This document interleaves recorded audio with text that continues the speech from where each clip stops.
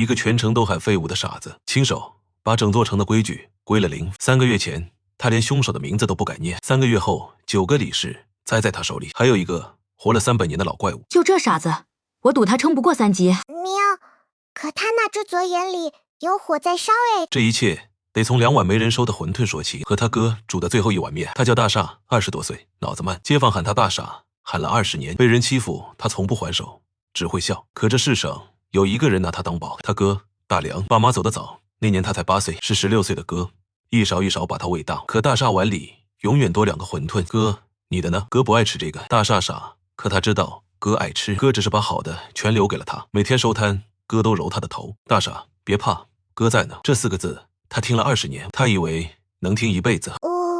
我也想有个这样的哥。先别哭，这种开场没好事。那晚来了个浑身是血的客人，一双眼惊惶的往身后瞟。换别家早把人轰走了，可哥重新点了火，先吃碗热的，有事吃饱再说。天大的事也大不过1碗面，那是哥煮的最后1碗面，又是2个，哥给谁都多给2个。那客人吃着吃着，眼泪掉进汤里，临走往哥手里塞了个东西，又直了直眼睛，嘴唇动了动。大傻没听清，他那天犯困。哥，那我先回了。他不知道这是最后一句话。第2天天没亮他就醒了，哥说留了馄饨，他又买了2碗，想给哥带1碗，哥总不舍得吃。走到巷口，那盏灯还亮着，那口锅还冒着热气。再往下看是他哥大梁，仰面倒在血泊里，那双总揉他头的手摊在血里，2碗馄饨啪的摔碎，汤混着血慢慢淌成一片。他没哭也没喊，锅还开着呢。哥，锅还开着，你怎么不去关？哥，我把瓜子放下了。凶手没跑，就站在屋檐下，西装金丝眼镜，正低头看表，像刚谈完一笔小生意。哦，是那个傻弟弟啊，不急，让他慢慢看吧。大傻死死记住了那张脸，后来他才知道这人叫裴炎。可接下来3天更像噩梦。第1天，目击的邻居改了口；第2天，监控恰好坏了；第3天，尸检报告换了一份，写着意外失足，磕碰致死。一个颠了10几年勺的壮汉，意外失足，把后脑磕成那样。大傻傻，可他不蠢，有只看不见的手在暗处一抹，就把他哥从这世上抹掉了。像大梁从来没活过。证据蒸发，报告改口，这不是杀人，是有人在捂盖子。最后1天出警局，雨还在下，没有一个人信他。走着走着，他腿一软，跪了。20年来第一次，他想明白了，唯一拿我当人的死了，而我什么都做不了。雨顺着脸淌，分不清雨还是泪。就在这时，他的左眼毫无征兆的一阵剧痛，像一根烧红的针撬开一道缝，缝里渗出一道青光。下一刻，他僵住了。他看见了不该存在的东西。每个人头顶飘着2行字，一行是力量，另一行是债。有人的债淡得像烟，有人的债红得要滴血。大傻站在雨里，第一个念头不是怕，而是这道光能不能让我看见那只抹掉我哥的手。那个咧嘴憨笑的大傻死在了这个雨夜，和他哥一起。他睁眼了，记住这一眼，这条街没了个傻子。可他不知道，睁开的这只眼会把全城拖进一场血债里。青光没退，城市成了陌生的地方。越看他越觉得不对劲，有些东西根本不是人。街角那乞丐头顶没力量没债，只有一团墨汁一样的影子，半张是人脸，半张已经塌了。那东西站起来朝他走来，只剩3步了。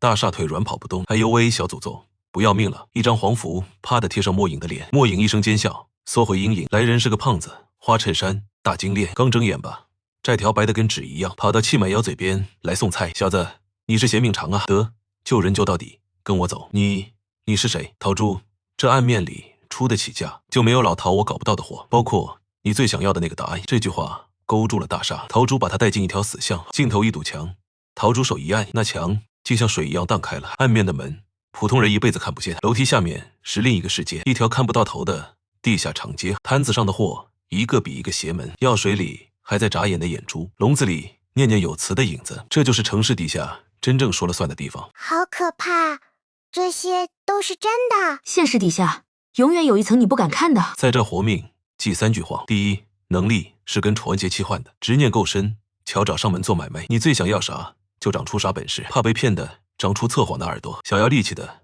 长出一身蛮劲。大傻心一跳，想复仇的力量呢？第2，本事不白拿，用一次欠一笔债，用得越狠，反噬越重。轻的吃你阳寿，吃你记性；重的吃你最在乎的人。还不上那天，人就变成那玩意儿。妖！大傻想起那半张脸，打了个寒战。原来那东西曾经也是个人。划重点，每只妖都曾是个人。第3，全城契约者都欠同一家债，理事会开的一家大当铺，当掉你的命，换你多活几年，借了你就是他的人，世世代代还不清。大傻似懂非懂，可一个念头越来越轻，那只抹掉我哥的手，是不是就来自这个理事会？陶珠正要答，目光却落到他头顶，话戛然而止。你这债条是零？偷听的摊主呼啦围上来，倒抽冷气，结了气怎么会没债？陶珠一把把人轰开，压低声音，力量再强的头顶也少不了债，有借必有还，几百年的铁律，可你借了却不用还，你小子是这套规矩的窟窿。陶珠眼里除了震惊还有畏惧，这事绝不能让理事会知道。为啥？理事会捏着所有人，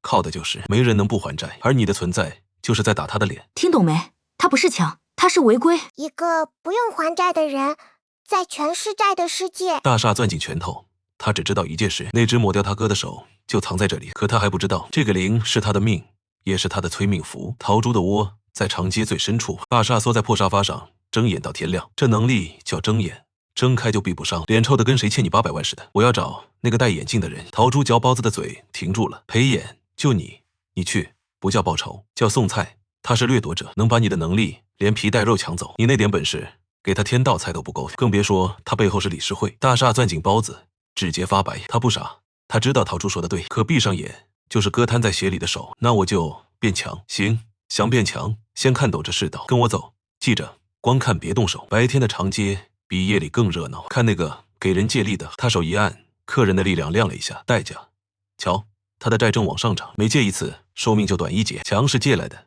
命是当出去的。大厦默默记着，他开始懂这规矩了。可他不一样，他借了却不用还。就在这时，长街尽头一阵骚乱，一个女人披头散发冲进来，怀里死死抱着一个襁褓。大厦一睁眼，血都凉了。他的债黑红，正往脸上爬，半边脸已经开始塌陷，气满了，他要变妖。快躲！大厦却挪不动脚，因为他最后一刻还在做一件事，把孩子塞进一个路人手里。他到死惦记的还是那个孩子，为给孩子治病，他借了太多。那一瞬，大厦脑子里轰的一声，他想起了哥哥，想起那碗面。天大的事，大不过一碗面。哥救了个陌生人，丢了命，而他只能眼睁睁看着，什么都做不了。不，这一次他不要再眼睁睁看着。他甩开陶珠的手，冲了上去，对着那团吞人的黑红债伸手。他只想把那笔要命的债抹掉，就像把黑板擦干净。归零，长街死一般地静了。那黑红的债被一只无形的手一笔一笔擦掉了，脸上的妖化龟裂剥落，那张塌陷的脸变回了人。他活下来了，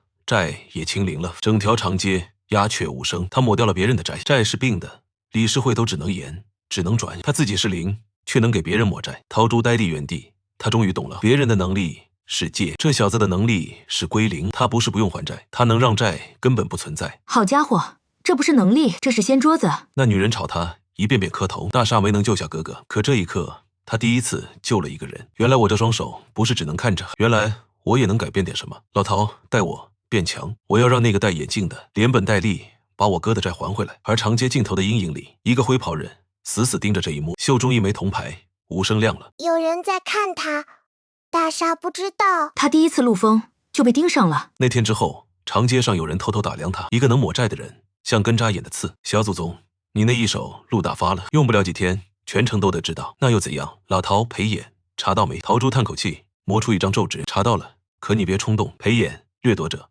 能夺人的能力，心狠手辣，出手干净。他是含蓄理事的一条狗，9位理事之一，管着这半座城。杀你哥是奉命，上头要灭口。你哥那碗救的血人，10有8九是撞破机密正逃命的。你哥留他吃了碗面，就这一碗面把自己搭进去了。大厦闭上眼，哥到死都不知道救的人惹了什么，他只是觉得人不能见死不救。哥哥没有错，他只是心善。在这世道，心善是要命的奢侈。裴眼现在在哪？别，你现在去就是第2个你哥。就在这时，仓库门被推开了，门口站着一个红衣女人，黑发高马尾，右耳一只银耳机。陶珠，这就是那个会归零的人。沈路，我也在查裴眼。大厦警觉地站起来，别紧张，我没有恶意，看见没？我的愿是不再被骗。有人说谎，这耳机就发红。刚那句没有恶意，它亮了。我是带着目的来的，但不害你。啊，他自曝耳机会红，反倒不像坏人。你想报仇，我想接理事会，我们可以合作。裴眼3天后去城西一处据点交易一批货，是动手的好机会。不过你现在去也是送死。大厦没说话，只记住3个字：城西据点。沈路走后，陶珠急得跳脚。别信他，你不过是他手里一把刀。他没骗我，他说话时我一直看他的债条，他每说一句债条都没动。大厦傻，可睁眼后看人比谁都准。他是个认真查真相的人。陶珠张了张嘴，化作一声长叹。行，老陶给你搞身行头，配点符。真打起来打不过，撒腿就跑。听见没？大厦点头，可他心里清楚，3天后他都要亲眼看那张脸，那张笑着杀了他哥的脸。城西据点是座废弃旧仓库。3天后的夜里，大厦蹲在对面屋顶，怀里揣着保命的符。沈路在跑警戒，记住，今晚只是踩点，别动手。大厦应了。可当那个人从黑车上下来，西装、金丝眼镜，那张脸，理智嗡的一声断了。20年的隐忍全烧成了灰，让他慢慢看吧。站住！他像头疯了的野兽冲了进去。哦，是你啊，梁记那傻弟弟，我还以为你会躲远点。裴炎，我哥的命你还回来？他扑上去想把这人全部归零，可裴炎只是慢悠悠抬起右手。年轻人，火气别这么大。大厦左眼一阵剧痛，他感觉到归零之力被抽走。归零抹债，挺有意思，难怪上头那么紧张。放你这废物手里，可惜了，归我吧。大厦想反抗，可什么都做不到，他连能力怎么用都还不知道。掠夺完成了，他喷出一口血，跪倒在地。就这，你哥临死也是这表情，不自量力，一个模子刻的，一脚重重踹在他胸口，肋骨断裂，他被踹飞，撞在墙上。完了，哥，我没用，我连给你报仇都做不到。千钧一发，一道红影从天而降，是沈路。他扯住大厦往外拖，几枚符纸甩出，炸开一片白光。我就知道这傻小子会冲动，跑啊！3人连滚带爬逃出据点，身后裴炎没有追，真是个废物。可他嘴角的笑办了下去，这能力得赶紧报给李氏大人。第1回合0比1，我不嗑瓜子了。他会不会就这样了？废物还是废物。可他不知道自己这场惨败恰恰喂出了一把杀人的刀。大厦在破沙发上躺了整整2天，3根肋骨断了，可更疼的是心里。能力被抢，仇没报，哥白死了。早说了别冲动，差点把命搭进去。沈路靠在门边冷冷看着，没走。大厦想起街坊都说他是废物，他们说对了，他这辈子没赢过。哥，对不起，我没用。可就在那滴泪落下时，大厦别怕，哥在呢。天大的事，大不过1碗面。大厦的呼吸顿住了。哥这辈子也没赢过什么，一个摆摊的被一夜抹掉。可哥从来没怕过。哥不是因为强才不怕，是因为心里那杆秤该做就做，哪怕搭上命。那他呢？他现在一无所有了。可被逼到一无所有的人怕什么？大厦猛地睁开眼，他睁眼看自己的头顶，力量空白，可那行债还是0。能力被抢，不该欠一笔债吗？可没有，干干净净还是0。大厦死死盯着那个0，乱麻捋直了。归零根本不是一种能力，能力被抢走就没了。可归零不是，归零是清零，重启，从头来。他抢走的只是我这一次的力量，只要我重启一次，就能重新长出来，而且每重启一次，债就清零。别人越用越虚，我越用越强。别人背着债走，我永远是0。他不是这套规矩里的一环，他是连鸡都算漏的 bug。呵，那笑里有一种重生般的疯狂。归零，青光从他全身猛地暴涨，比觉醒那夜还要生。那行，空白的力量重新亮了，而且比之前任何一次都强。这能力被抢了，还能长回来。沈路暴毙的手缓缓放下。他满血复活了，还变强了。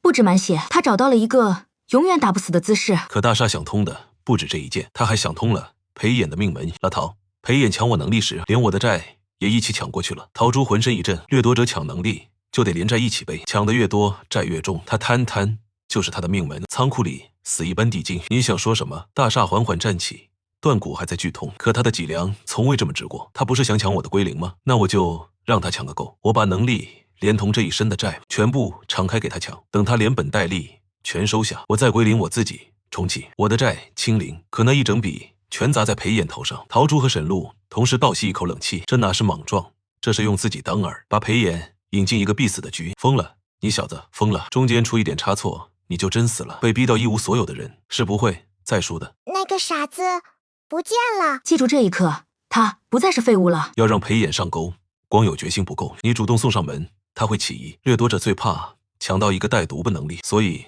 不能是你去找他，得让他迫不及待的来抢你。接下来3天，3人凑成古怪的组合。陶珠负责漏消息，那个会归零的厨练得更强了，如今能永久抹除一个人的债。裴衍背后是含蓄，管的就是债，这饵又香又要命，他必要。沈路负责设局，一个破绽百出，实则处处是套的现场，让裴衍以为能抢到升级的归零。而大厦要做的最难也最简单，先敞开，让裴衍尽情的抢，在他贪婪吞下那一瞬，再归零重启。时机只有1瞬，早1分毒下不透，晚1分反是轮到你自己背。生死就在那一线之间。大厦没说话，他一遍遍推演那一瞬。这3天，他像一柄正在淬火的刀。邪门了，这小子真不傻。他不是不傻，是被逼着聪明起来了。布局那夜，大厦独自站在仓库顶上，他从怀里摸出哥哥唯一的遗物，一块旧电子表，表带磨得发白，是哥每天收摊看时间用的。哥，明天我去给你讨个说法。你说天大的事，大不过一碗面，可有人连这点善心都要裁。这个说法，我替你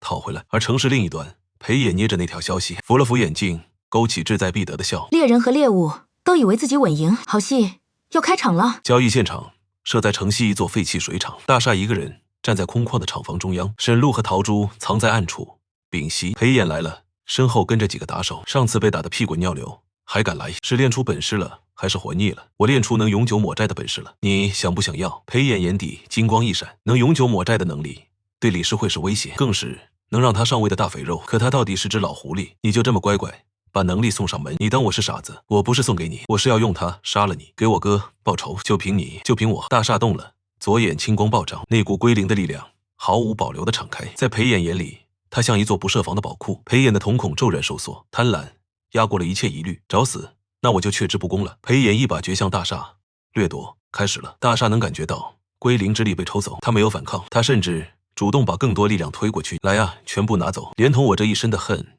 一身的债一起拿走。裴衍贪婪地吞噬着源源不断的力量，他丝毫没察觉那力量深处缠着一笔足以拖他下地狱的债，那是大厦所有归零的反噬，是一个一无所有的人全部的恨。裴衍照单全收，哈哈哈，这就是归零，这么强，有了他，我再也不是谁的狗。就是现在，大厦猛地睁开双眼，最后一丝青光亮如惊雷。归零，他归零了，他自己所有力量，所有债，所有恨，连同他这个人抹成一张白纸，清零重启，一个更强的他重新长出来。他头顶那行债依旧是零，而那一整笔要命的反噬，轰地一声全砸在裴衍头上，砸在刚连本带利吞下他的裴衍头上。裴衍的狂笑戛然而止。不，这债怎么会全是我的？我只是抢了你的能力，因为你贪，掠夺者抢能力就得连债一起背，这是你自己的规矩。不，黑红的债疯狂蔓延，侵蚀他的身体，皮肤龟裂，五官扭曲，那张和气的脸一寸寸塌陷异化。救我，救救我！那只掠夺一切的手此刻在疯狂的抖。大厦停下脚步，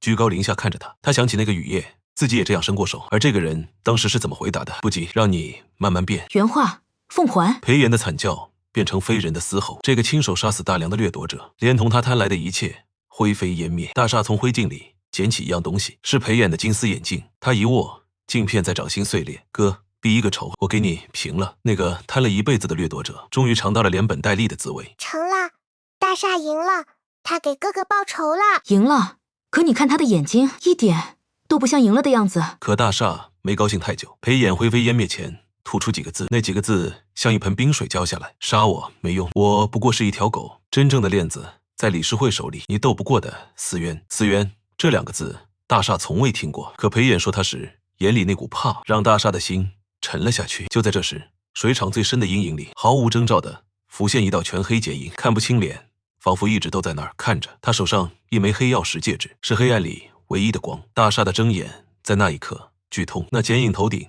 什么毒素都没有，仿佛他凌驾于一切规则之上。一股窒息的威压压了下来，大厦后退一步，后背瞬间被冷汗浸透。面对裴炎时，他都没这么怕过。他引以为傲的归零之力，在他面前像萤火比皓月。剪影没动手，只看了大厦一眼，那一眼平静古老，带着欣慰，然后悄无声息地引入黑暗。大厦扑通跪倒，大口喘息。那是什么东西？我从没见过那样的存在。思渊，理事会最顶上的那个人，传说活了几百年的老怪物。我查理事会这么多年，连他一根头发都没摸到过。今天是他第一次露面。大厦跪着望着那片黑暗，他懂了。他拼上命反杀裴炎，以为掀翻了天大的仇人，可裴炎不过是冰山的一角，水面之下是让全城还不清的债，是9个他还没见过的理事，是那个凌驾于规则之上的思渊。为哥报仇只是一个开始，那只看不见的手藏在一个深渊里，斗不过。然后他缓缓地握紧了拳头。不试试怎么知道？那个黑影好可怕。记住这个名字，思渊。他真正的对手才刚露了个影子。裴炎死后，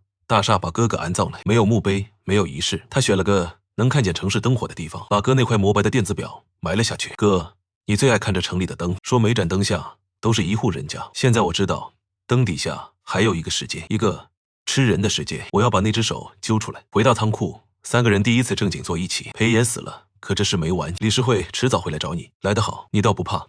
那我把话说前头，几年前理事会用诚意的能力抹掉了一个对我很重要的人，连所有人对他的记忆一起抹了。我要查到真相，把他找回来。这条路上你我顺路，仅此而已。行，那我呢？我一个小贩怎么上了你们这贼船？老陶，行行行，谁让我瞎眼，救了你这祖宗？货源、情报、跑腿，算我一份。可大厦睁眼看得清清楚楚，陶铸那行债条平稳得很，这是块胖子心里那杆秤比谁都直，一个要复仇的废物，一个要真相的测谎者，一个讲义气的黑市贩子，这就是日后让理事会颤抖的挣脱者。最初的3个人，3个人，感觉能成大事。3个人去撞一座活了几百年的墙。与此同时，城市另一端，一座写字楼顶层，理事会的产业，一个灰袍人向轮椅上的老者禀报：韩旭理事裴炎死了，一条狗罢了，再养1条便是。怎么死的？死在一个会归零的人手里。转佛珠的手指停了，他不光自己不欠债，还能抹出别人的债。死一般的寂静。良久，韩旭缓缓转过了轮椅，一张红光满面，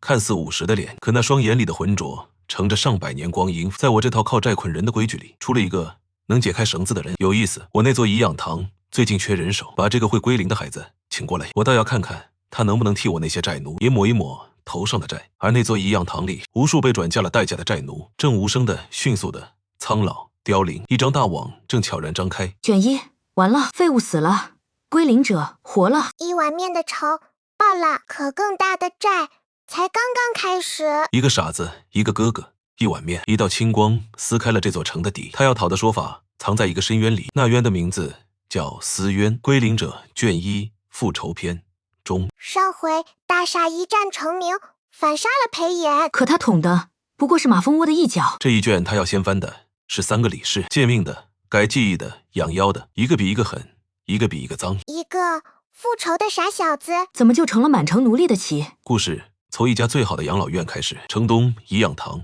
全城最好的养老院，住进去的老人一个个活得不正常，80、90岁，红光满面，大口吃肉，精神的像返老还童。外人都说颐养堂有秘方。大厦站在门口，睁眼一看，倒吸了一口凉气。不对，这些老人头上的债几乎是空的，债不会凭空消失，他们的债去哪了？答案很快出现了，一个年轻护工推着轮椅喂饭，看面相不过20出头，可大厦看见的是一具凋零的躯壳。他头顶的债黑红，沉重欲坠，脸上生着不该有的皱纹，头发一缕缕的白。大厦顺着睁眼看清了真相，一根根蛛丝般的细线从红光老人头顶延伸出去，扎进护工，扎进保洁，扎进勤杂工。老人的债顺着线流进年轻人身体，转嫁。这就是韩旭理事的能力，把契约者该还的债、该受的反噬转嫁给别人，替他们扛。这养老院养的不是老人，是一群替人还债、被吸干的人。好一个秘方，秘方就是拿穷人的命续富人的寿。想明白了，一个平淡的声音从深处传来：你就是那个会归零的孩子，裴野那条蠢狗死在你手上，我等你很久了。这些债奴是怎么回事？债奴，你把话说得太难听了，他们都是还不起债的可怜人，本该气满便摇，死无葬身之地。是我给了他们一条活路，替别人扛债换口饭，苟活。我这是在行善，行善。你吸他们的命，养那些有钱有势的老东西。这世道本就如此，金字塔尖的人要活得久，自然得有人在底下垫着。秩序从来都得有人垫着，这是规矩。他说的那么理所当然。恶人最吓人的不是凶，是他觉得自己天经地义。我请你来，是看中你抹债的本事，来我这儿做我的人，荣华富贵延年益寿，我管够。至于这些债奴死了再换一批就是。大厦没有说话，他转过头看向那个白头护工，护工一慌，缩了缩脖子，低下头。那是一种被磨平了尊严的卑微。大厦的心像被一只手狠狠攥住，他想起了哥哥，哥哥也是这底层被踩着的一个夜宵摊老板，被这秩序一夜抹杀。在韩旭眼里，哥哥也只是垫脚石。你说秩序得有人垫着，可凭什么垫着的永远是他们？凭什么他们就活该替人还债？韩旭转佛珠的手停了。孩子，我给过你机会了，敬酒不吃，那就别怪我把你也变成债奴。那一根根转嫁的蛛丝无声绷紧。动手之前，大厦做了一件事，他找到了那个白头护工。那护工叫阿木，他头顶的债沉重的吓人，那是10几个老人压在他一人身上。你别管我，我已经这样了。可大厦没走，他一句句的问。阿木的故事从30年前开始，那年阿木还是个孩子，他母亲得了重病，没钱医，走投无路时找上了门，用命换一笔能治病的钱。母亲结了气，病好了，可债也背上了。我妈还不起债，眼看就要气满便腰，是韩旭理事说可以替他扛债，条件是我替别人扛一辈子。那年阿木10岁，30年他替一个个红光老人扛反噬，从10岁孩子被吸成白发枯槁，看着像60，其实才40。我妈前年走了，她最后是安详走的，没有变成妖，值了。我替她扛了30年，值了。大厦静静听着，一句话说不出来。他想起陶铸那第3句课，这暗面是理事会开的一家大当铺，当掉你的命换你苟活。阿木当掉了自己一辈子，换他母亲一个不变成妖的善终。而金字塔间的含蓄们靠无数个阿木延年益寿，值什么？他蹲下看着阿木被碾碎的脸，你妈要是知道你活成了这样，她会心疼的。阿木怔住了，30年从没人跟他说过这样的话，所有人都觉得债奴扛债天经地义，包括他自己。那双麻木的眼里泛起一丝水光。可是债是还不清的，这是规矩，规矩是人定的。他们用这规矩把你们捆了30年，那我就替你们把这规矩砸了。阿木，你睁大眼睛看好了，你头上那笔还了30年的债，能不能一笔勾销？大厅里，韩旭被一圈债奴死死围住，拦住他，都给我拦住他！那些债奴像被线牵的木偶，眼神空洞，却一步步朝大厦逼来。韩旭，你连他们最后一点人样都要拿来当肉盾，他们的命本就是我的，我让他们死，他们就得死。大厦看着那一张张麻木的脸，看着阿木也夹在其中，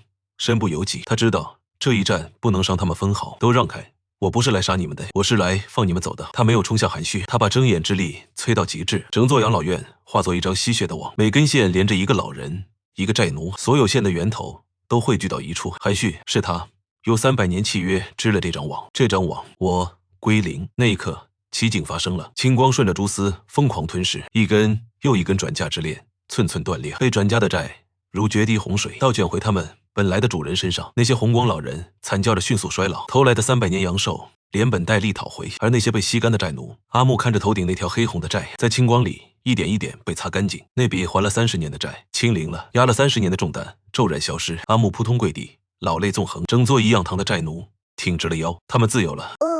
我鼻子塞了。30年的弯腰，一招挺直。而那张网的诛心，韩旭发出了凄厉的惨叫。300年该还的债尽数涌回他身上。不可能，我活了300年，这是你自己的债，你欠了300年，该还了。秩序得有人垫着，可这一次你自己来垫。韩旭的躯壳迅速干枯风化，最终化作一蓬灰散在轮椅上。第二个恶徒用自己的规矩埋了自己。重获自由的债奴们一个接一个跪下，那是发自肺腑的叩拜。恩公，恩公，别叫我恩公，我叫大厦。我也是被这套规矩逼到一无所有的人。那一夜后，10几个债奴跟定了大厦，他们什么本事都没有，可他们有一颗再不愿被奴役的心。挣脱者3个字多了第一批追随者。只是韩旭化灰前留下一句诡异的话：续命算什么本事？诚意理事能让人连你是谁，你恨谁都忘得干干净净。等你见了他，你连为什么而战都记不得。第2个理事的名字程毅，沉沉的压在了他心口。去查程毅之前，城里出了桩怪事，接连有年轻男子失踪。失踪前，他们都做了同一件事，从一个流泵画摊买了一幅美人画。死了3个了，死状都一样，浑身精气被吸干成了人干。大厦带着沈路找到了那画摊，摊主是个不起眼的老头。可大厦睁眼一看，他头顶没有债条，是一团半人半妖的墨色影子，又是一只气满的妖。而那些画里藏着更惊悚的东西，每幅画中美人头顶都飘着微弱的债，那不是画，是被困在画里的人。真相在追查下浮出水面，那画妖生前是个痴情女子，她爱上一个画师，画师薄情弃她，她的执念是让他永远只画我一个。朝上了他换来让人永远沉迷一幅画的能力，可代价是吞噬。迷画的人被吸干，变成画里的陪葬。他用这方式留住一个又一个男人，可他要的那个画师早已不知所踪。他在执念里杀了一个又一个无辜人，自己也彻底沦为了妖。他到死想留住的也不过是个根本不爱他的人。大厦没有说话，他想起陶珠的话，每只伤人的妖背后都站着一个人的故事。原来暗面这些吃人的妖，没一个生来是恶，他们都曾是人，是被执念一笔债逼成了妖。那花妖看见大厦，凄厉奸笑扑上来，无数怨气化作墨潮将他淹没。大厦没有躲，他看着那张痛苦扭曲的脸，伸出手，你等的那个人不会来了，别等了，归零。清光中，他缠绕多年的执念被抹去，画中人的精气化作流光飘散解脱，他化为虚无前狰狞褪去。他看了一眼那只画了一辈子的笔，像是终于放下了，他轻轻地散了。大厦在灰烬里捡起那支秃笔，沉默很久。他超度的不只是一只妖，是一个被执念困了太久的可怜人。老陶说的对，妖都是人变的，那把人逼成妖的又是什么呢？这个问题把他引向了程毅和那个藏在遗忘背后的养蛊之人。第2个理事程毅不杀人，他做的事比杀人还阴。最近城里出了一种怪病，有人回家亲妈不认得他了，有人翻遍全屋找不到孩子的照片，好像那孩子从没存在过。大厦拿起一张报案记录，一个母亲坚称自己有个女儿，可全家人都说她疯了。户口本上女儿的名字是团模糊的墨，学籍、出生证明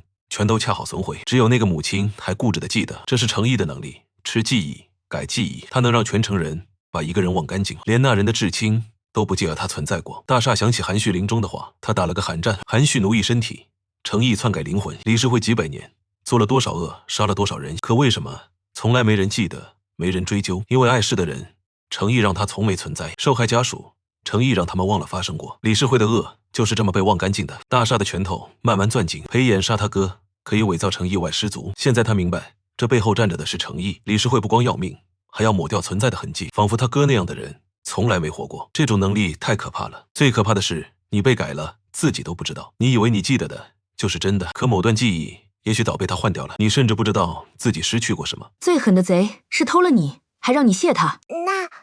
那怎么防啊？防不了，你连被偷了都不知道。为了引出诚意，他们顺着那母亲查下去，他们找到了女孩消失的小学，校园一切如常。可霸煞睁眼发现了端倪，操场角落一棵老槐树下残留着一缕属于记忆的青烟，那是诚意没抹干净的一点残渣。大厦伸手触碰那缕青烟，刹那间一段记忆涌入脑海。一个扎羊角辫的小女孩笑着挥手，妈妈。画面一闪而逝，大厦猛地收回手，眼眶发热。那个女孩真实的存在过，她有妈妈，有笑容，有珍贵的童年。可如今这世上再没东西记得她来过。她做错了什么？一个孩子要被这样从世上抹掉？她什么都没做错，错的是他爸爸。他看见了不该看的东西，所以我让他的家人替他付账，让他最真实的女儿从未存在。看见了是要付出代价的。诚意一身素锦灰衣，面容平静，甚至称得上慈和，可那双眼睛空洞的没有一丝温度，连他自己的喜怒都被吃干净了。你就是那个坏了韩旭好事的孩子，你坏我规矩，那我就把你脑子里关于哥哥的记忆也吃干净，让你忘了你为什么而战，变回那个什么都不记得的大厦。住手！沈路冲到大厦身前，挡住诚意的手。他右耳的银色耳机红光拔亮。诚意，你还记得6年前你吃掉的一个人吗？我吃过的记忆数以万计，你以为我会记得哪一个？他叫沈燕，是我的哥哥。大厦愣住了，他第一次从这冷静的女人脸上看见了崩裂的痛苦。6年前，我哥是个记者，他查到了李世会的事，然后有一天他下班回家，全世界都忘了他。我爸妈不记得有过这个儿子，他的照片全都不见了，户口本上他的名字成了团墨。我去问所有人，他们都说我疯了，说我从来就没有过哥哥。沈路的泪终于滚落下来，只有我记得他，记得他教我骑自行车，记得他笑起来有个酒窝，记得他答应要带我去看海。全世界都忘了他，只有我死死记着。你知道那是什么滋味吗？我记着一个全世界说从未存在的人。我开始怀疑是不是真的，是我疯了，是不是我哥真的只是我臆想的？为了不让自己疯掉，我结了气。我的愿是不再被骗，我要证明我哥真实的存在过。我查了6年，终于查到了你，是你把我哥从这世上抹掉的。诚意静静听着，脸上没有一丝波澜。沈燕，哦，想起来了，一个很难缠的记者，他撞破了李世会一桩旧账，按规矩该抹。他求我别动他的家人，所以我只抹了他自己和所有人对他的记忆。至于你，他特意求我在你的记忆里留了他。什么？他说总得有一个人记得他爱过你们，所以你这6年的痛苦，这6年记着一个鬼的煎熬，是你哥哥亲手留给你的礼物。沈路的眼泪无声的决堤。那个全世界遗忘的哥哥，在生命最后求的不是活命，而是让妹妹记得他爱过，哪怕这份记得会成为他6年的苦心。这也太惨了。最疼的不是被忘，是一个人替所有人记着。霸煞看着崩溃的沈路，左眼深处青光缓缓燃起。被诚意夺走的从来不只是记忆，是一个人爱过活过的所有证明。诚意，含蓄抹债，我能把债还回去，那记忆我也能把他们还回来。诚意笑了，慈和却透着无尽漠然。还回来，孩子，你不懂，记忆是这世上最玄妙的东西。我吃进肚的记忆早搅成了浆糊，你就算想还，又怎知累段是谁的？我不需要知道。他不去抢那些被偷的记忆，他睁眼锁定的是诚意这个人本身，是他头顶那吃记忆的契约本源。我归零的是你这套偷记忆的本事，连根拔起，归零。诚意脸上的慈和第一次裂开了。他能改世人记忆，却改不了大厦的归零。吃记忆的契约被连根归零，那浑浊的能力本源轰然崩解。几百年偷来的记忆如开闸洪水涌出，各自奔回他们原本的主人身上。那一夜，整座城市无数人惊醒。那母亲猛地想起女儿羊角辫的模样，放声痛哭。无数被忘掉的人重新被亲人想起。李世会几百年掩埋的罪行，在记忆洪流中一桩桩重见天日。沈路怔怔地站在原地，一段尘封6年的记忆涌回脑海。一个有酒窝的青年扶住他的自行车。小路，别怕，哥扶着呢。那不是他臆想出来的鬼，是真实的温暖的他的哥哥沈燕。6年了，他死死记着的那个人终于被这世界重新承认了存在。哥，这一次是失而复得的，滚烫的泪，而失去偷来记忆的诚意，如同被抽走了根基。那些灵魂碎片离去时，反噬着他。他空洞的脸上第一次有了表情，是无数人的悲欢涌过空壳的极致痛苦。不还给我，那是我的。可他们如流水，从他指缝间逝去。最终，他变回一具空壳，连自己是谁都忘了。他瘫坐在地，像个迷路的孩子。以彼之道，你让多少人忘了自己是谁？今天轮到你忘了，这是比死更应得的结局。那一夜后，舆论彻底调转枪口，被找回记忆的人们涌上街头，他们要一个说法。理事会公正维序的假面出现了裂痕，能还回被夺记忆的传说彻底传开。只是诚意变回空壳前，吐出几个字：记忆能改，可有些执念烧成了妖，连驻颜都收不回来。驻颜养的那些蛊才是思源真正的。话没说完，他的眼神彻底空了。第三个名字驻颜浮出水面，而思源真正的像根刺扎进他心里。三个理事像被同一根线穿着，一步步把他往那深不见底的渊引去。连着2位理事舆论倒戈，理事会终于坐不住了，反扑来得又快又狠。那一夜，大厦不在，陶朱的仓库挣脱者的据点遭到袭击，来的不是契约者，是妖。一群双眼赤红的妖如潮水涌入，他们悍不畏死，见人就杀。保护好大伙，往里撤！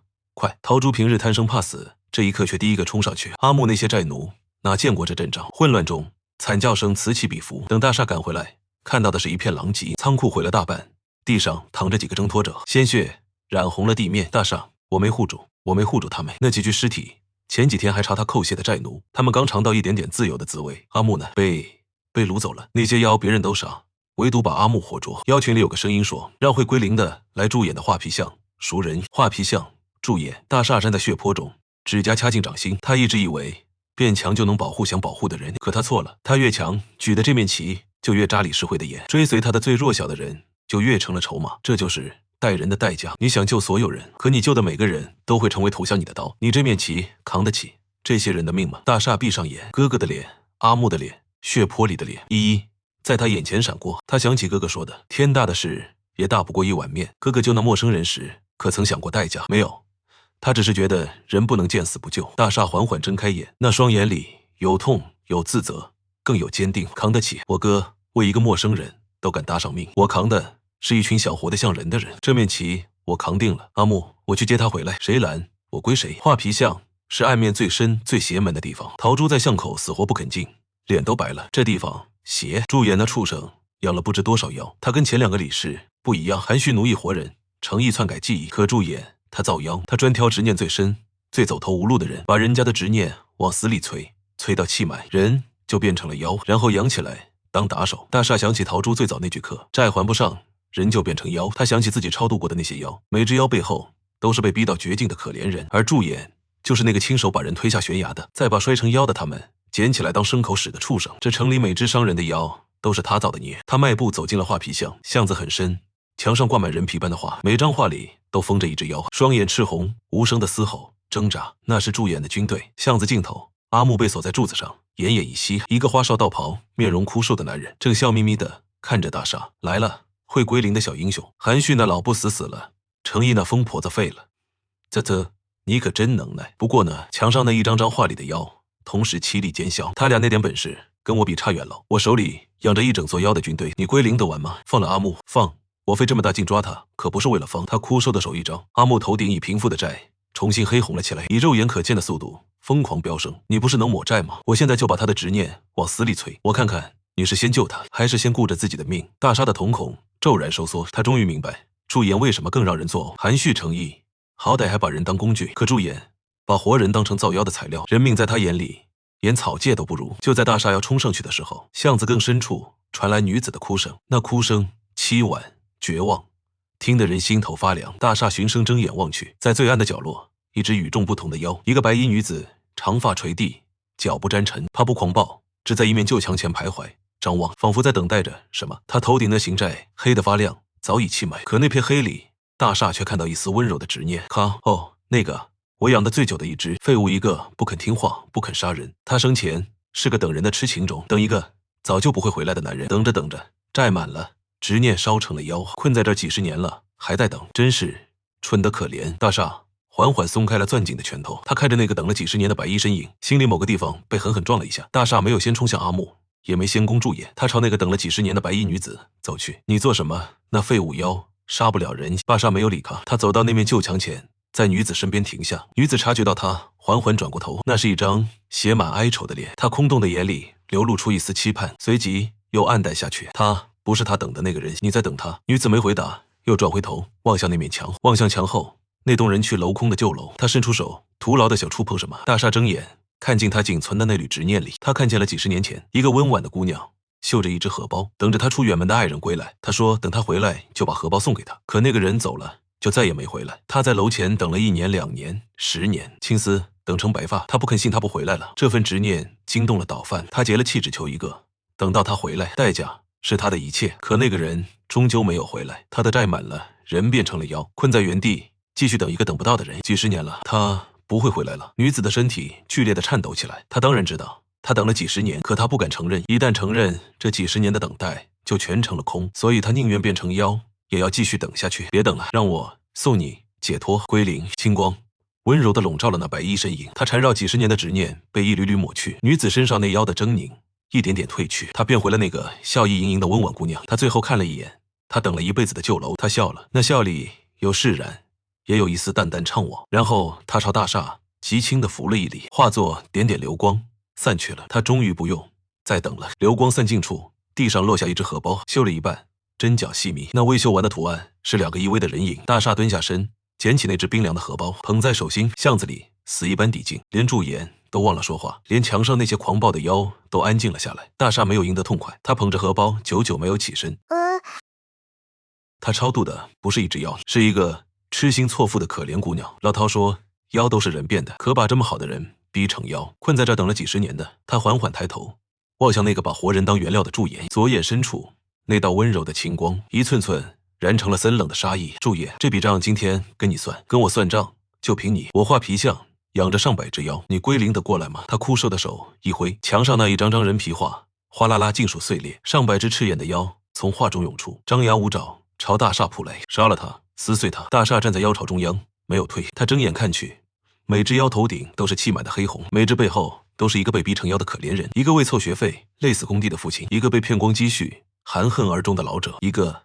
大厦的眼睛红了。我不杀你们，我送你们解脱。他没有躲闪，他张开双臂迎了上去，左眼青光化作一片汪洋归零。那扑向大厦的妖触及青光的刹那，狂暴平息了，缠绕他们多年的痛苦执念被温柔抹去。一只妖变回那个累垮的父亲，看了一眼远方，像看见了女儿，含笑而散。一只妖变回含恨的老者，松开了脸。一只又一只。大厦站在妖巢中央，不是厮杀，是超度。被超度的妖魂消散前都转过身，朝那个解放他们的年轻人深深拜下。那是被囚太久的灵魂对自由最后的叩谢，而把他们当牲口使唤的驻颜。不可能！你们这群畜生！我养了你们这么久，养？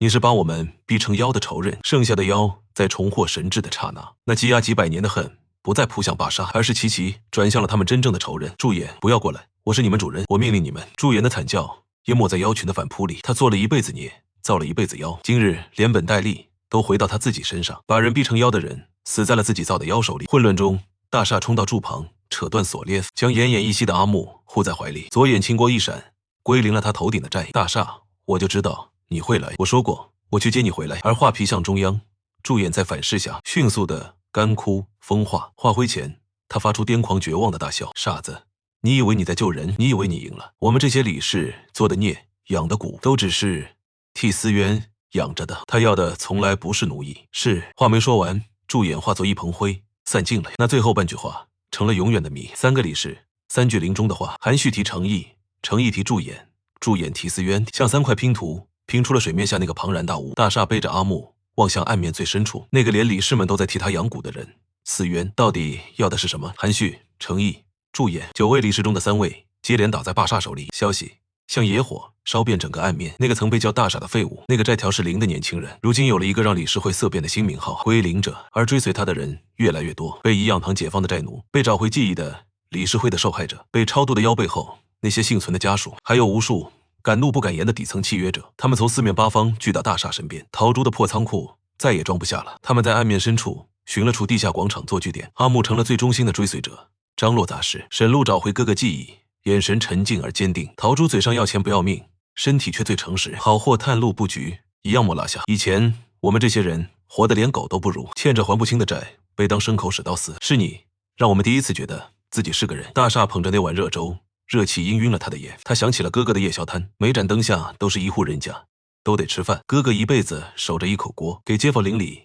一碗热乎的，而他现在守着一群想活得像人的人。我没什么大本事，就一个归零。你们头上那些把你们捆了一辈子的枷锁，我一笔一笔给你们砸了。从今往后，我们不叫债奴，不叫蝼蚁，我们叫挣脱者。地下广场里爆发出山呼海啸的呐喊，那是被踩了一辈子的人第一次挺直腰杆发出的属于人的声音。挣脱者成了理事会挥之不去的噩梦，从一个人变成一群人啦。旗子这东西一旦立起来，砍倒一个，底下还站着一片。而在那座高耸入云的写字楼最顶层，一个全黑的剪影背对万家灯火静立，手上一枚黑曜石戒指泛着幽暗的光。灰袍人跪在身后瑟瑟发抖的禀报。3位理事陨落，挣脱者声势日壮。剪影听完久久没有说话。司渊大人，要不要属下再派？不必了。那声音苍老低沉，却平静的没有波澜，仿佛3位理事的死不过是落了3颗棋子。300年了，我等的就是这样一个人，一个能真正挣脱这条链子的人。他缓缓转过身，窗外灯火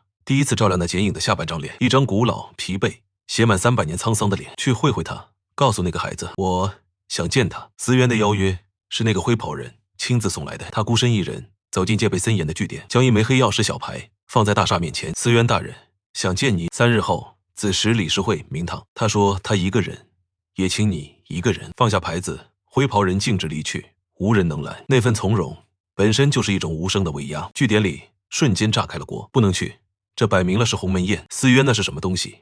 活了300年的老怪物，你一个人去，那是羊入虎口。我陪你去，你去添乱吗？老陶说的对，司渊深不可测。我查了他6年，连根头发都没摸到。他要是想杀你，3日后你就回不来了。大厦拿起那枚黑曜石牌，指尖传来冰凉。他想起在水场那道剪影看他的一眼，那一眼里没有杀意，只有一种俯瞰众生般的古老欣慰。他不会杀我，至少不是现在。你怎么知道？直觉。他要想杀我，水场那天就动手了，可他没有。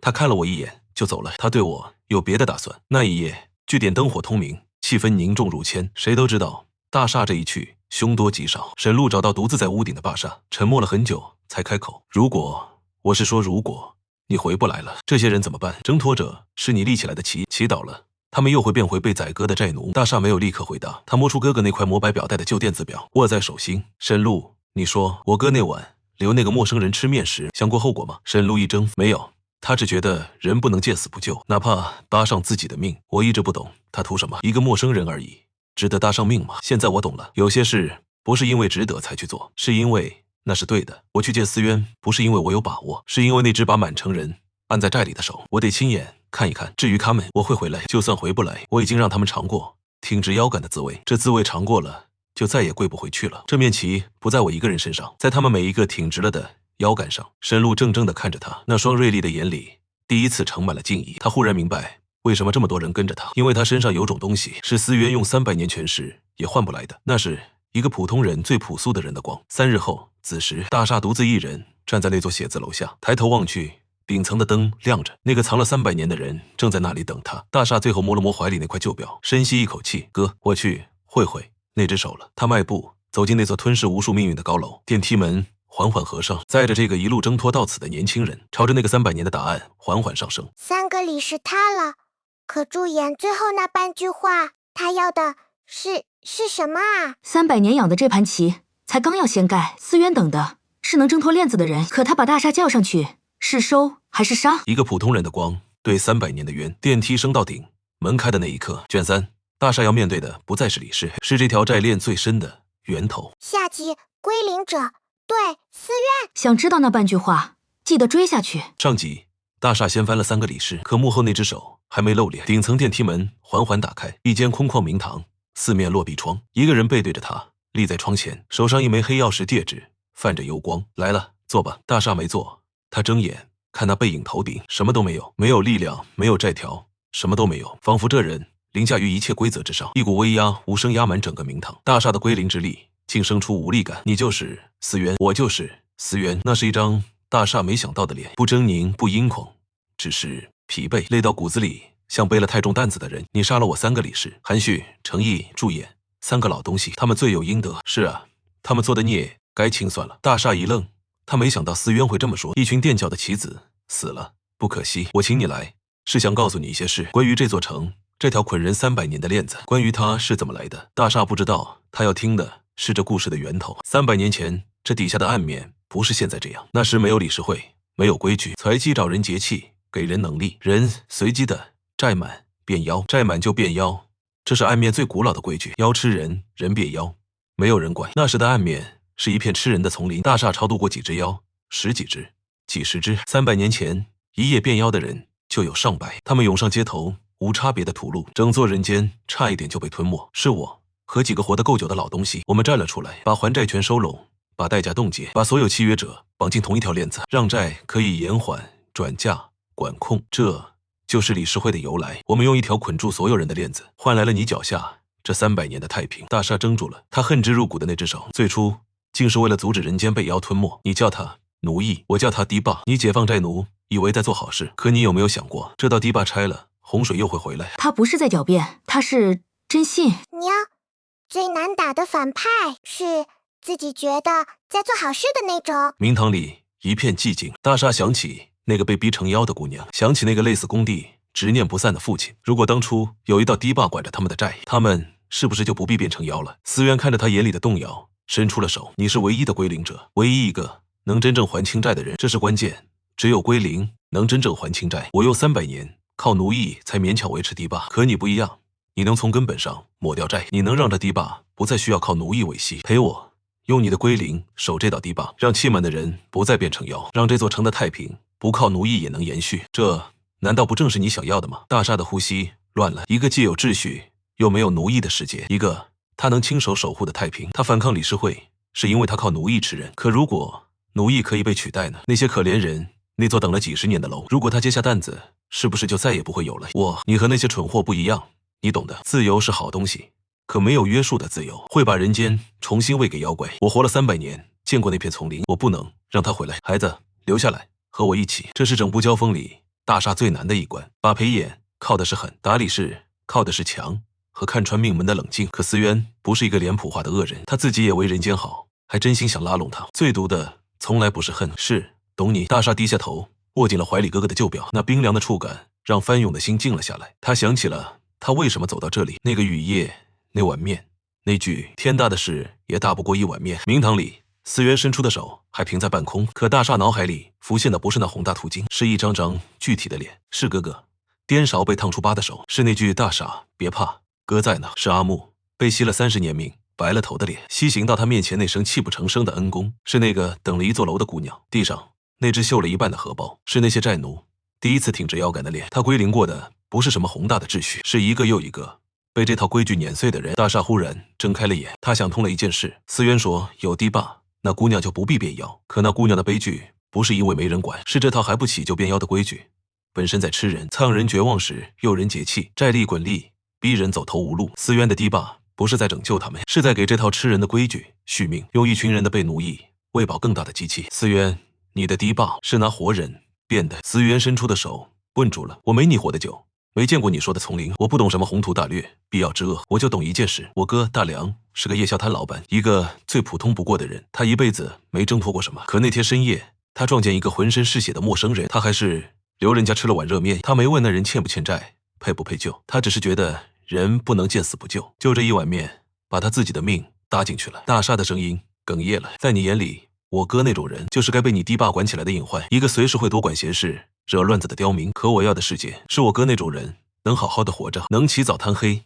颠他的勺，能给街坊邻里一碗热乎的，能给他傻弟弟多盛2个馄饨，揉揉他的头，不用谁来准。债该自己背，命也该自己做主，这道理是我哥用一碗面教我的。明堂里落针可闻，思渊那张疲惫的脸上彼此动容。一碗面，你的善良很珍贵，珍贵到让我都不忍心告诉你真相。可我必须问你，那失控的人呢？那些注定要变成妖的人呢？你也要让他们自己做主，把别人吃了吗？我的堤坝是拿活人垫的，可他挡住了更多活人被妖吞噬。你拆了它，洪水回来那天，你护着的那些好人第一个被淹死。这一问像刀直刺大厦理念的核心。他知道思渊说的不是假的，自由有代价。可他想起那一只只被他超度的妖，想起那姑娘化作流光时的释然。他们变成妖不是因为没有堤坝管着，是因为没人在他们最绝望时伸出一只手对他们说一句别怕，我在呢。那失控的会变成妖的人，那我就一个一个把他们归零，把压垮他们的债抹掉，把困住他们的执念解开，在他们变成妖之前拉他们一把。你用堤坝把所有人圈在寨里防着，我就一个一个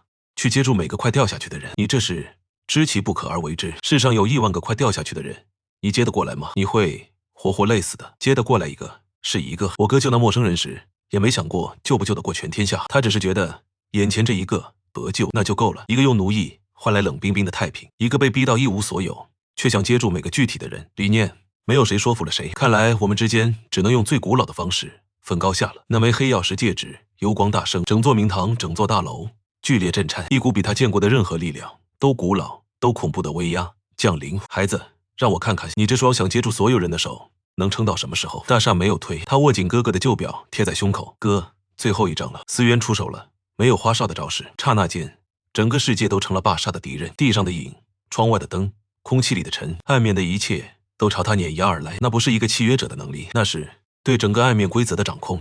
他想动用归零，可对方根本不给喘息。你的归零是这套规则的 bug， 裴眼、含蓄、诚意、驻眼都败给这个 bug。可是我就是这套规则本身，你那个钻空子的 bug 在规则本身面前什么都不是。后，整面墙的玻璃应声炸裂，它像断线的风筝从楼顶直直坠下，夜风呼啸，脚下是万家灯火，是深不见底的黑。完了，差距太大了，大到他连一招都接不下。他想起还没给阿木一个安稳的家，想起沈路还在据点等他回去，想起哥哥的仇，那只手他终究没能握。咚地一声，大厦重重砸在广场上，鲜血从他口中涌出，3根刚长好的肋骨又断了。剧痛中，他的意识几乎沉入黑暗。高楼之上，思渊的身影缓缓飘落。认输吧，孩子，你尽力了。有些差距不是勇气能填平的。跟我走，别白白送了性命。大厦趴在血泊里一动不动。可就在思渊以为定局时，那只手动了。他撑着碎裂的地砖，一寸寸把自己撑起来，血从额头、嘴角不停淌，身体抖得像风中落叶。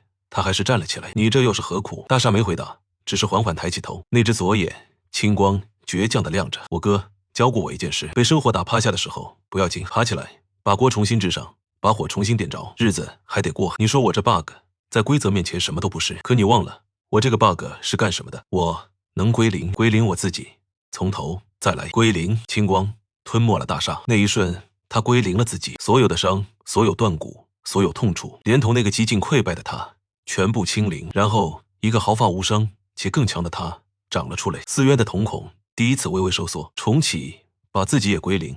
重启，皮肉之伤自然一笔勾销，可重启不会让你变强多少。哼，又是一招。大厦再次被砸得粉身碎骨，可这一次他没有倒下太久。归零，青光闪过，他又站了起来，毫发无伤，而且比上一次又强了1分。再来，思渊出手，大厦碎裂。归零，重启，再战。思渊再出手，大厦再碎裂。归零，重启，又强1分。1次、10次、100次，广场化作一片惨烈的战场。思渊毁天灭地的力量一次次把他轰成齑粉，可他像烧不尽的野草，一次次从青光里站起。别人越打越弱，他越打越强。思渊第一次感到了一丝棘手。你疯了，你的精神会崩溃的，没有人能承受这样反复的清零和重塑，没有人能承受。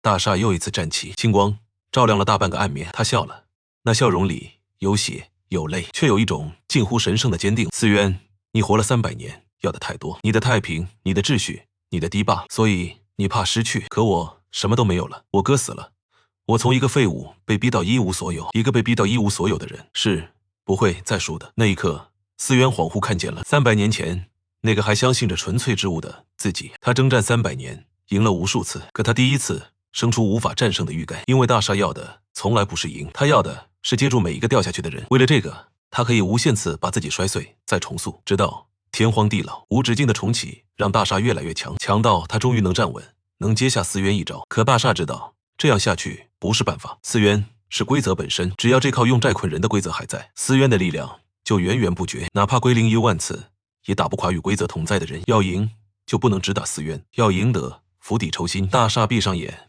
睁眼之力催到极致，他不再看思渊，他看向暗面最深处。终于他看到了，暗面最深处盘踞着一个庞大的存在，那不是一个人，那是一张网，由300年亿万笔债务交织成的巨网，全城每个人头顶的债条都连着他。理事会的还债权源于他，思渊的力量也根植于他，那就是理事会的本体，是思渊那道堤坝的地基，是这套吃人规则的心脏。找到了，你想做什么？他第一次感到了真正的恐惧，因为他发现大厦的目标从来不是他，是那张他赖以维系一切的债务之网。不可能，那是整座暗面的根基。你动它，洪水就会。我知道，可这道堤坝是拿活人垫的，与其让他继续吃人，不如我来亲手把它砸了，然后我们一起盖一座不吃人的新的。大厦不再防御，他任由思渊的力量把自己轰得粉碎。可在身体溃散的最后一刻，他全部的归零的力量越过思渊，扑向了那张300年的巨网。归于零，那道青光是大厦这辈子最亮的一次，亮过了整座城市的灯火，亮过了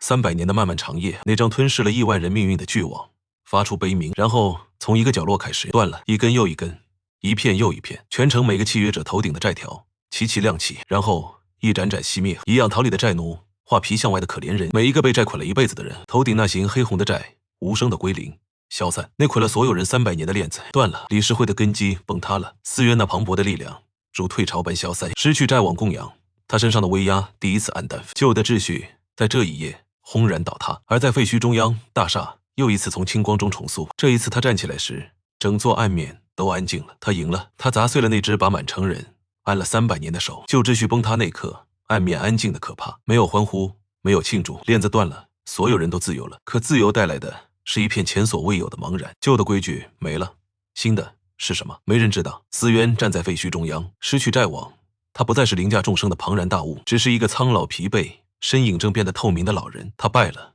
可脸上没有落败的颓丧，只有一片深不见底的平静。孩子，你赢了，你砸碎了我用300年建起的堤坝，现在洪水要回来了。仿佛印证他的话，远处传来第一声吆吼。一个本就兵临气满的契约者，在这自由的混乱里，再没有堤坝拦着，变成了这个新世界的第一只妖。大厦望向那声嘶吼的方向，眼神沉静。你看，我不是在吓你，自由是有代价的，你护着的人会有人因此死去。思渊的身影已经淡得几乎看不见了。我问你最后一次，那是一个守了300年秩序的人最后的诘问：自由真的比秩序好吗？大厦望着他，明堂废墟外是刚挣脱枷锁却陷入未知的城市，是远处那第一声妖的嘶吼，是他打破了旧秩序却不知新的会怎样的明天。他没有回答，有些问题本就没有标准答案。思渊看着他沉默的样子，忽然极轻地笑了一下，那笑容里有释然，有托付。也好，这个问题就交给你了，交给你们这些挣脱者了。他的身影彻底带入暗面深处，只留下那枚黑曜石戒指，叮的一声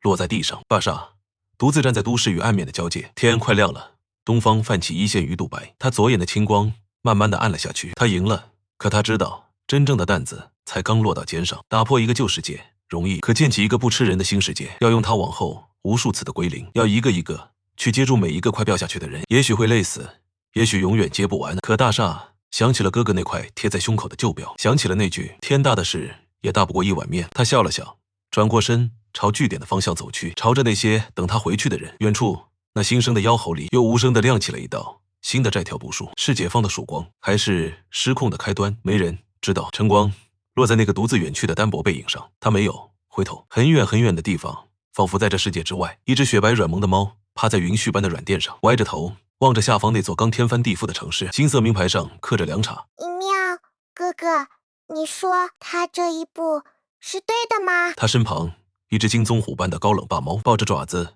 斜眼望着那个远去的背影。金牌上刻着五粮液。这只一向毒舌，一句顶10句的猫，这一次罕见的没有接话，他只是望着那道朝晨光走去的背影，望了很久很久。暗面的故事没有讲完，他永远讲不完。归零者全书完。